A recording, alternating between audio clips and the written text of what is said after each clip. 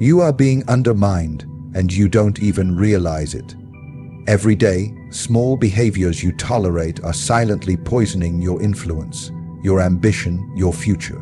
Machiavelli understood, if you want power, if you want peace, there are 7 behaviors you must never allow in your presence, not in others, and especially not in yourself. Disrespect does not always arrive with a scream. It often enters your life in silence, soft, subtle, almost invisible. A missed greeting, a delayed response, a mocking smile barely concealed behind polite words. You overlook it, thinking it harmless. Perhaps you even convince yourself you are being mature, that ignoring such minor slights shows strength. But in truth, every tolerated act of disrespect is a seed, and that seed grows. It grows into something dangerous, something uncontainable. Niccolò Machiavelli understood power not as something given, but something enforced, protected by discipline, boundaries, and fear when necessary. In his world, the world of court politics, betrayal, and ambition, the man who tolerated disrespect was already preparing for his own downfall. Because disrespect is never isolated, it spreads. When one person is allowed to undermine your presence, others take note. Your silence becomes your sentence. Your kindness becomes your coffin. Let us be honest with ourselves. Why do most people tolerate disrespect? Because they fear confrontation. Because they are afraid of being seen as too harsh or too sensitive. They wish to be liked, to be seen as reasonable. But this desire is poison to power. When you permit a subtle insult, a public challenge, a deliberate act of delay or rudeness, you do not seem generous. You seem weak. You seem uncertain. And in the court of human judgment, nothing is punished more swiftly than weakness. You must understand something fundamental. Power does not reside in words. It resides in presence, and presence is built on perception. If people perceive that they can speak against you without consequence, if they believe they can joke at your expense or undermine you in front of others without correction, they will do it. Again and again, until what was once your authority becomes their playground. Disrespect is not always shouted. It often comes with a smile, a friend who interrupts you in public, a colleague who questions you not in private but in front of others, a subordinate who answers you with sarcasm, then laughs it off. You notice these things. Your instincts tell you they are wrong.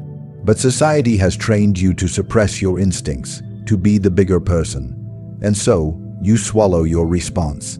You pretend nothing happened. Meanwhile, others watch. They take note. They whisper to themselves, "He didn't respond. He must be unsure.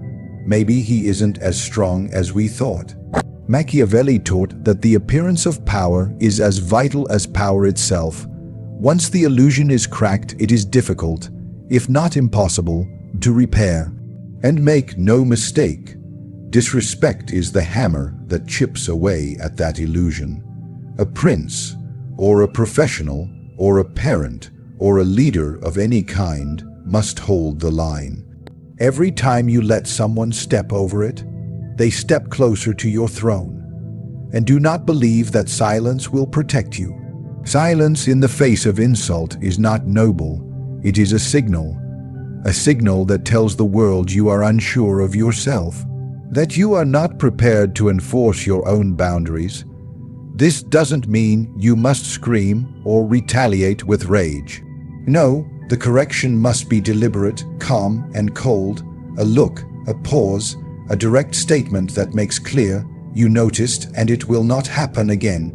Machiavelli wrote that a leader must choose to be feared rather than loved if he cannot be both. This is not a call to cruelty. It is a call to clarity.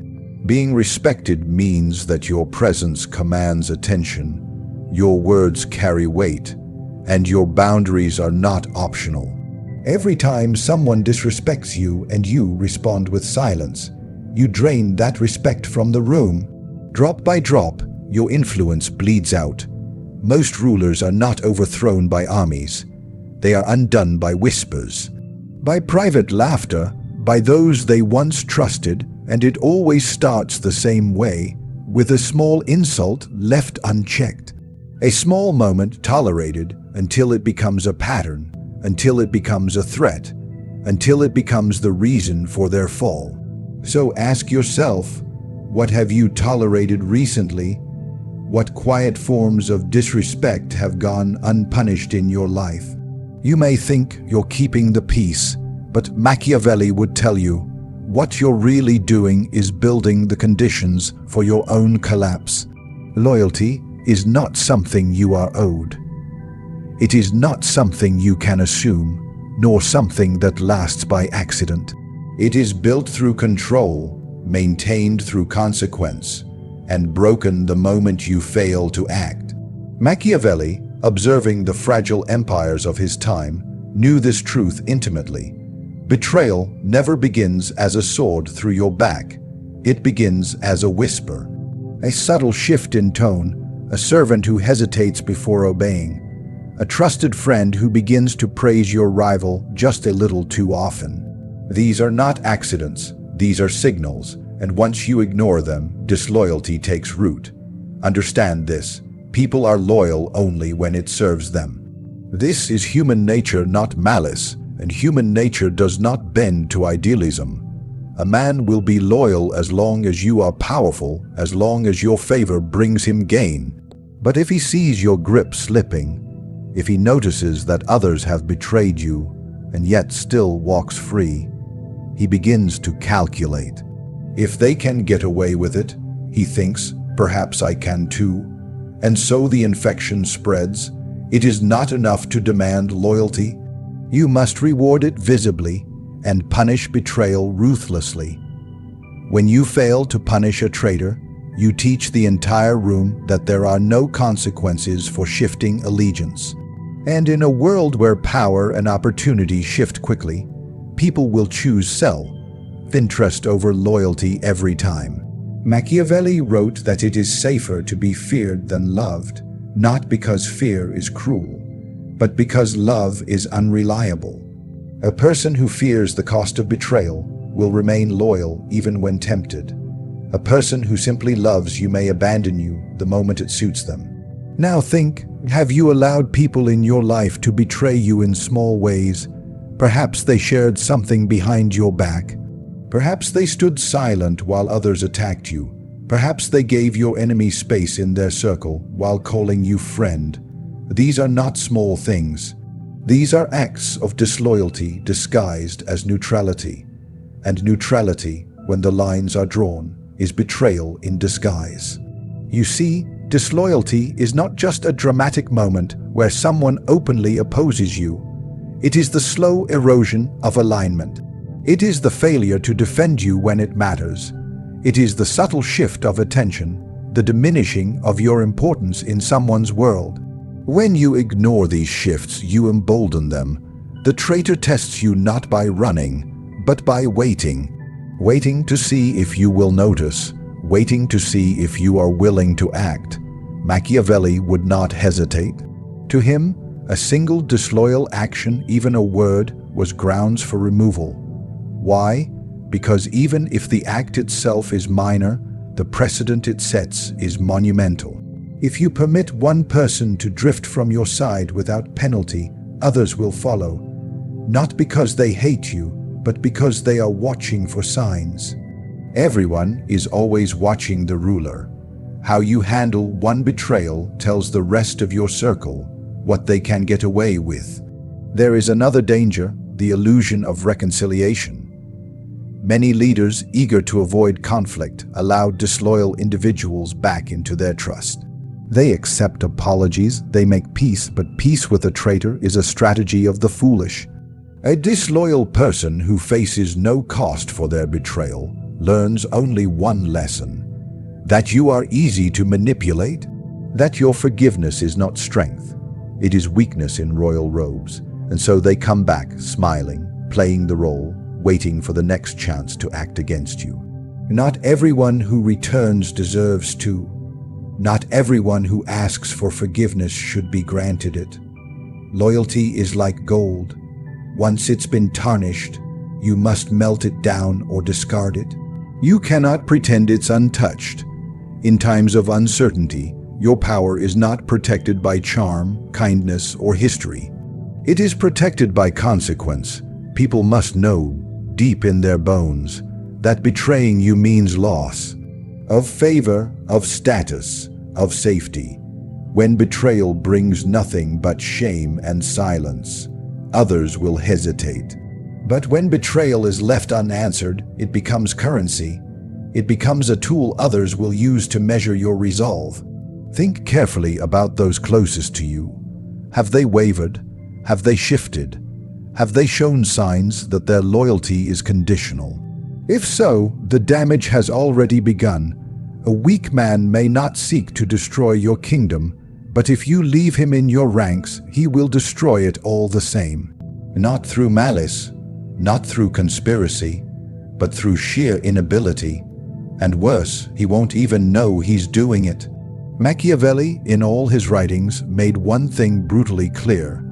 The survival of any leader depends not just on the strength of the enemies he defeats, but on the quality of the people he surrounds himself with.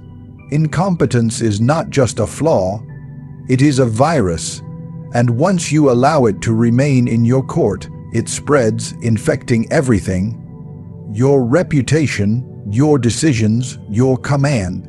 There is no such thing as harmless incompetence. The man who fumbles his duties, who forgets instructions, who fails to deliver on his word, he teaches others that standards do not matter. When you keep such a person close, you are making a declaration that loyalty matters more than effectiveness, that familiarity matters more than excellence. And the moment your people believe that, the entire foundation of your power begins to erode. Machiavelli would warn, never confuse loyalty with usefulness. Many rulers fall into this trap. They keep weak advisors around because they've been there from the beginning. They keep underperforming allies because they are nice, harmless, or trying their best. But your rule is not a charity. Your throne is not a place of emotional comfort. It is a battlefield, and the person who cannot handle their responsibility becomes a liability, one that you carry until it crushes you. Incompetence invites inefficiency, and inefficiency invites chaos. One missed detail becomes a disaster. One poor decision leads to 100 complications. You begin to lose trust not only from those above you, but from those below. People notice when mediocrity is tolerated. They watch the bumbling, the delays, the errors, and they ask themselves, why should I give my best when others fail and are still rewarded? This is how the decay begins, not with one big betrayal, but with a culture of complacency born from your silence. Now, think carefully. Is there someone in your world who consistently falls short? Someone whose mistakes you've excused, whose incompetence you've shielded? You've told yourself they will improve, that they mean well, that their heart is in the right place. But Machiavelli would ask, is your empire so strong that it can afford to be run by good intentions? Weakness, when it is protected, does not stay isolated. It gives birth to imitators. It tells others that the bar is low, that excellence is optional. Before long, you have built a house on soft earth. And when the pressure rises, when a real challenge appears, the house collapses not because of one enemy's attack, but because no one inside was strong enough to hold it together. You must remember this. Your reputation is shaped not only by your words and actions, but by the people who act in your name. Your assistants, your advisors, your team, these people are your reflection. When they falter, the world doesn't blame them. The world blames you, and why wouldn't it? You are the one who allowed them to speak, to lead, to decide. Machiavelli would demand that a ruler constantly examine the competence of those around him. Are they sharp? Are they swift? Do they anticipate problems or create them? If they fail once, is it truly a mistake? Or is it part of a pattern you have refused to see? Too many leaders ignore the warning signs. They tolerate delay. They explain away confusion. They give second, third, fourth chances. And in doing so, they place their legacy in hands too weak to carry it. And the greatest danger, incompetent people often lack the awareness to see their own failures. They do not hide their errors, they simply don't realize they've made them. So by the time you see the damage, it has already spread. Projects fall apart, allies lose faith, opportunities vanish, not because you were defeated, but because you allowed the unqualified to act on your behalf. Every time you shield someone from the consequences of their own incompetence, you teach them nothing, and you teach others something devastating, that power can be held without skill, that a seat at your table does not require sharpness, readiness, precision, and that is how a kingdom falls not to enemies at the gates, but to fools within the walls. There is a form of manipulation so subtle, so disguised, that most never recognize it until it's far too late. It does not come with a blade, nor with threats, nor even with direct demands. It comes dressed in virtue. It hides behind pity, behind guilt, behind the illusion of moral superiority. Machiavelli would have called it one of the most dangerous weapons in a court because it bypasses reason and strikes straight at your emotions. It is the tactic of those who cannot confront power directly. So instead, they attempt to control it by making you feel wrong for using it. This is the tactic of moral blackmail. You will know it when it arrives. It appears in the form of a person who seems fragile, oppressed, or wounded, but who uses their suffering as leverage. They speak not to your logic, but to your conscience. They remind you of what you owe them. They mention how much they've done for you, how much they've endured, how your choices are unfair, how your ambition has changed you. And without ever making a direct demand, they place a burden on your soul, one that weighs heavier than chains. That burden is guilt, and guilt, if left unanswered, will shape your decisions more powerfully than any army. Machiavelli understood that power is not only threatened by enemies, it is threatened by the people closest to you, the ones who learn how to emotionally control you. These are not enemies in the traditional sense. In fact, they often call themselves your allies. They speak the language of loyalty, concern, sacrifice. But their goal is not to help you lead. Their goal is to limit your reach, so that they remain central in your life, so that you remain tied to them, emotionally entangled and spiritually confined. You'll find this dynamic often in relationships, in family, in friendships, in business partnerships. You try to elevate your standards, you try to grow, to set boundaries, to demand excellence. And suddenly, someone calls you cold, arrogant, uncaring. They remind you of the past. They tell you you've forgotten where you came from. They say you've become selfish. And without realizing it, you begin to soften. You hesitate. You accommodate their discomfort, not because it is reasonable, but because you do not want to be seen as cruel. But cruelty and clarity are not the same. Setting standards is not coldness. Refusing to be manipulated is not betrayal. A true ally will never ask you to lower yourself so they can feel taller. A true supporter will not guilt you for growing. Those who use moral blackmail are not interested in your success. They are interested in maintaining control over your mind. The most dangerous part of moral blackmail is that it uses your virtues against you. If you are loyal, they will frame disobedience as betrayal. If you are generous, they will make you feel selfish for saying no. If you are honest, they will twist your words to accuse you of cruelty. You begin to walk on eggshells. You begin to second-guess your decisions. You begin to feel as if you must explain and justify every move you make. And in that space of hesitation, they win.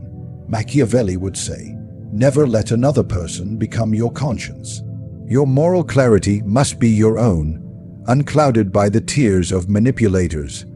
The leader who rules from guilt does not rule at all. He becomes a puppet, dancing not for power but for approval.